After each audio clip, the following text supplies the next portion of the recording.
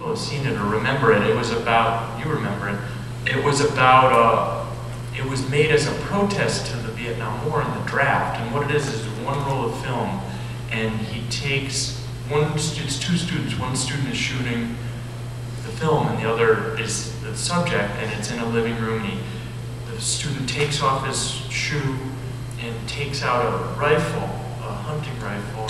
This all unfolds kind of slowly.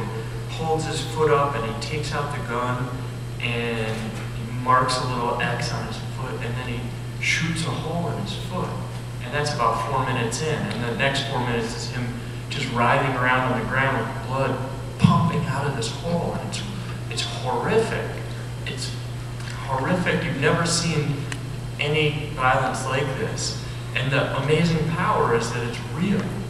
If anybody told you that this is like, it wasn't real, it would be meaningless. It would so it happened in real time. Yeah, and it's fantastic. It's such a brilliant film and statement, and you know, it's amazing, and all of its power comes from the reality of it. So there's something about that I really like, and it's hard to put into words. I've never been able to be very articulate about why or what that does to me.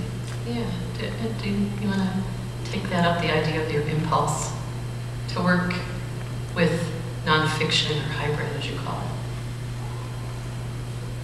Do you know? That's a hard question. It's kind of another broad question. Let's think about that. Okay, let's think about it. What do you consider, if any, the relationship between form and politics in your work?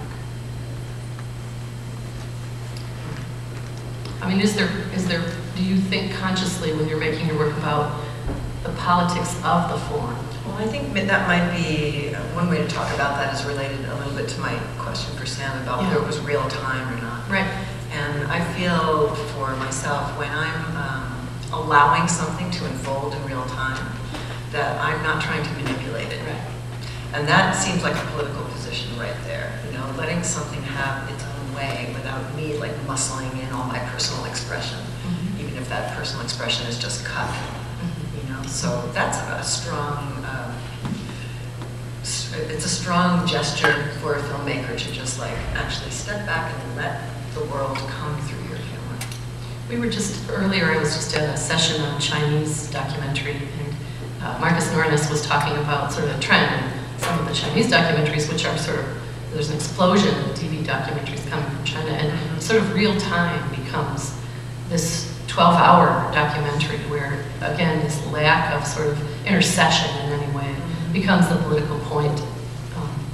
So I don't know, does anyone else want to talk about? I think that for me, I mean, form and politics has got to do more with like personalist political and like having that, I mean, it's kind of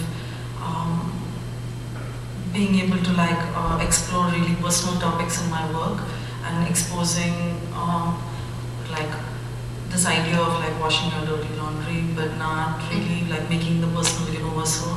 And so I think that for me was, it's more about, and then that informs the form, the idea, the politics behind it informs that.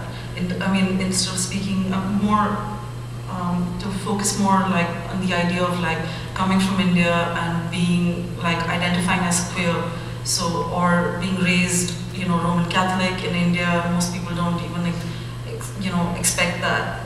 And then getting the questions like, oh, your name is Natasha, like how come it's such a Russian name? And I'm like, you know, like, so those ideas of like, from the periphery, informing my work, informing like where I come from, so I take it more like a, not a divide or a bifurcation, but like it, one informs the other. For me, it's politics informs my form.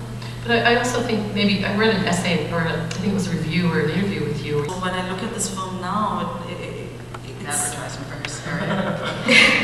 it really, it was, you know, it was, I was not conscious of what I was doing, so, yeah. You mentioned sort of the way that you're interested in the body, and to segue over to your performance last night, one of the things I couldn't help thinking about as I'm watching it, I'm sure people have said this, that what would it be like if the narration were on the film as opposed to being spoken or performed? The sense of an embodied person delivering that information. So maybe you could talk a little bit about that. Sure. One point I wanted to add on, just a thought about form and politics. I think that there's definitely a connection, or I see a connection in the ways that a movie either accommodates itself or doesn't to the marketplace. And I really loved, and that's political, I love the Genesis Peorage movie. I was like enraptured with that film because I saw it the other night and I was expecting a kind of rock bio movie where, you know, I sort of had already written it in my head where they'd interview people and Thurston Moore would be saying how great. I think that's called a rockumentary. Rockumentary, it is. And it'd be so easy to make that movie. And this was a 4x3 film. That alone thrilled me. The fact that like we're seeing a movie, a feature documentary that's 4x3 in 2011 is so great. And it was so meandering and wonderfully non-commercial. I mean, it is commercial in a way, but resolutely on its own terms. And so that's political, I think, in how you relate to the marketplace. And with the Utopia movie, part of why I did that is to not do something that people can watch on an iPad. I just didn't want to make a film that can be consumed in that way. And so that too, I mean, you know, there's a lot of people doing a lot of real political stuff, but you know, that I don't want to associate with, you know what I'm trying to say. I don't want to make too much of it, but I do think that there's a political element to it. But anyway, what were you saying about the embodied, the difference? Well, just again, the difference between information that is related by a performer, relating to the screen and the audience, and how that might have been different than just having a narration on it. That's such a good question. This project has made me very interested in liveness and what that means. And there's a lot of intangible, subtle things involved in liveness. And you know, I kind of have pondered it a lot, but it's hard to actually pinpoint. But I do know there's a huge difference between, and part of the reason I sort of gravitated to make the film that way is voiceover movies usually bore me.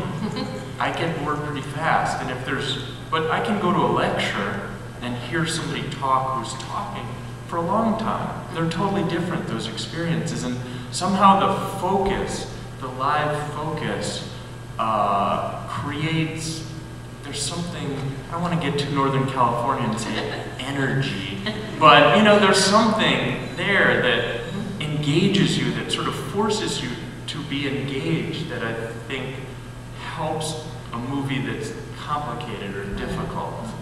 I felt like if it had all been recorded, people would just be nodding out more than they were. I didn't see many people nodding out.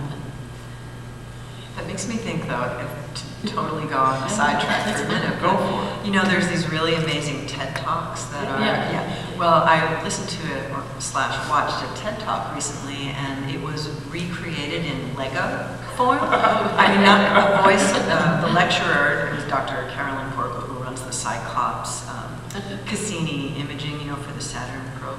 Anyway, she's talking all about this, you know, wonderful technology in Lego, and I never listened as well to anything in my life, you know, so it was kind of the opposite in a way, right? It was animation documentary. To stick on the idea of political, I was at the Flaherty Film Seminar about a decade ago, and there was sort of a real tension between people who did activist work and people who did more formalist film. And I thought this sort of question that was maybe underneath all that was, are those two things maybe attempting a similar kind of at their base, you know, this idea of sort of intent again, of trying to sort of get the audience to react somehow differently than maybe what they're used to conventionally. So when I'm asking the question about politics, I guess I'm asking too for you to maybe articulate a little bit about what you think your audience brings to the film and maybe what you kind of hope happens as a result of both the form and the content. Jeanne, you had mentioned, you know, the discussions around content. And again, that's a broad question, but just thinking about, is there something political about forms that are beyond mainstream conventional forms? Well, I mean, to answer that super generally, I always think about my own experience and when do I feel